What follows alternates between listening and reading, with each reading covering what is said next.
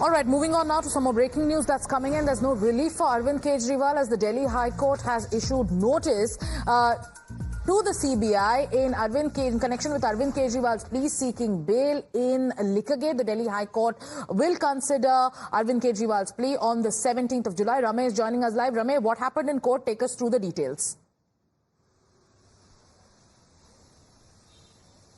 Absolutely. So it would be very too early to say that there is no relief for Arvind Kejriwal, as Delhi High Court today has issued notice in the Arvind Kejriwal's bail plea seeking regular bail in the CBI's case concerning liquor policy scam. Now the Delhi High Court has kept the matter for July 17th. Now during the hearing appearing for Kejriwal, senior advocate Singhvi submitted that Arvind Kejriwal was only arrested as soon as he got the bail in the ED case by the trial court.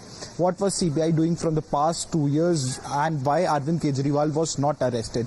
These questions were raised before the Delhi High Court today, and after considering the matters, considering the submissions, the Delhi High Court today issued the notice. While on the other hand, CBI opposed the bail petition, stating that Arvind Kejriwal skipped the trial court. There is no benefit of the order of the passed by the trial court, and they have directly approached the High Court seeking bail. On this, even judge somehow agreed. Judge stated that even Supreme Court had stated that the higher court should not be clogged, and had Arvind Kejriwal moved the trial court, there would have been a benefit Ramey, of the session. I'll have to interject here because it's time for us to slip into a short commercial break. But for now, it's no relief for Arvind Kejriwal just yet. But the High Court has asked the CBI to respond on the plea that was filed by Arvind Kejriwal. Thank you, Ramey, for getting us all those details. Time for us to slip into a short commercial break.